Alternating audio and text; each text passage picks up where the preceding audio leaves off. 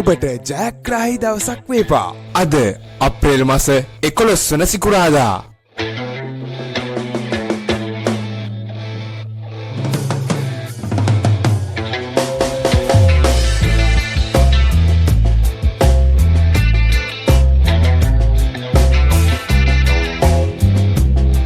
ජයග්‍රාහී අංක දිනපතා නැරඹීමට අපව සබ්ස්ක්‍රයිබ් කර තබා ගන්න.